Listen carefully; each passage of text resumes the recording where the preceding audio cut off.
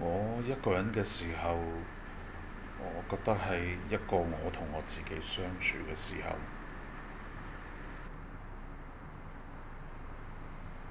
咁講好似將自己睇作話係兩個人。我認為呢兩個自己，一個係我嘅意識，亦即係而家同你講嘢嘅我。咁另外一個係邊個呢？應該係身體嘅我，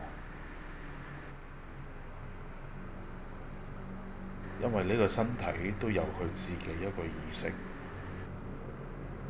有佢嘅諗法，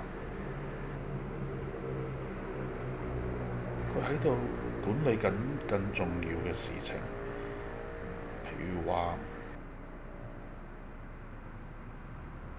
失戀嘅時候，你唔想活落去啦，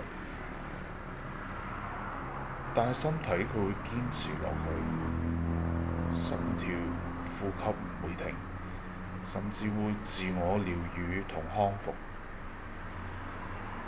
有時候一個人嘅感覺特別難受。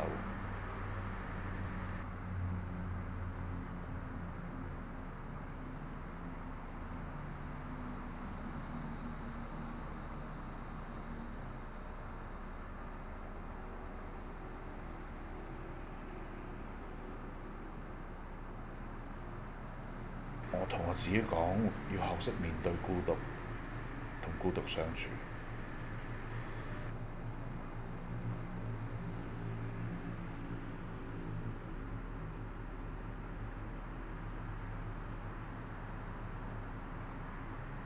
久而久之，佢就好似一個一直陪伴着我哋嘅朋友一樣，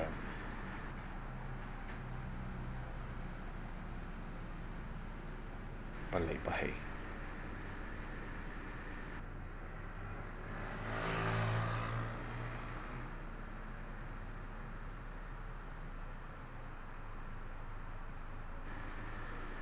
我諗我哋總會遇到好想喊嘅時候啩，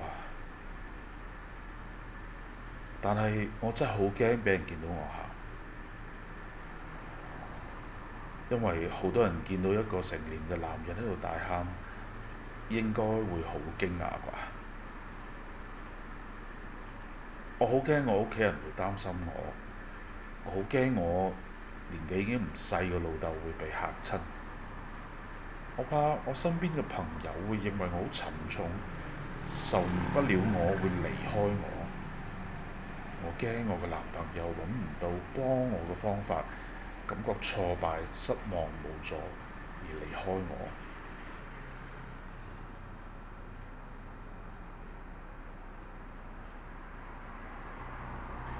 我唔想我嘅眼淚影響咁多人啊！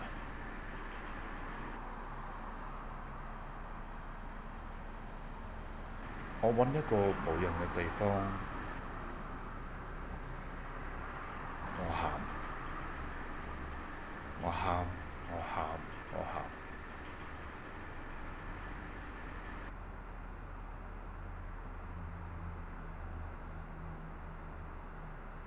後來我好似明白咗啲嘢，喊原來係我自己嘅事，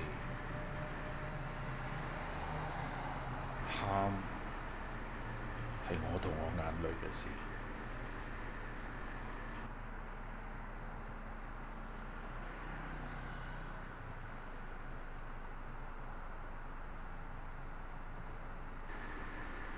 快樂係咩呢？每一個人對快樂嘅睇法同定義都唔一樣啩。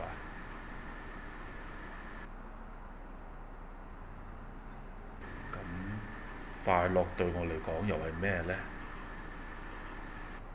我似乎冇諗過呢個問題。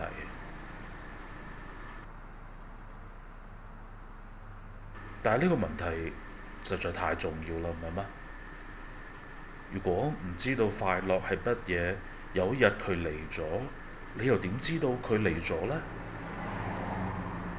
你又點知你擁有佢呢？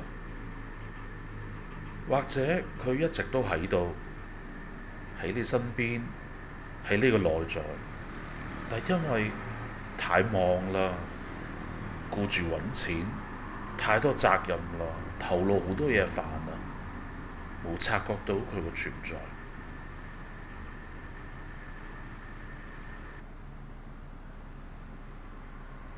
所以我同我自己講，必須好好地、認真地諗一諗，我嘅快樂究竟是什麼東西？